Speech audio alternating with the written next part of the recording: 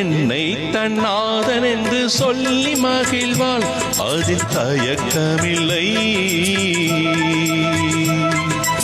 எப்போதும் என் மடியில் துள்ளி விழுவாள், மறுவிலக்கமில்லை. அவள் தான் கொண்ட புகழ் என்றும் நான் கொண்ட புகழ்தான்.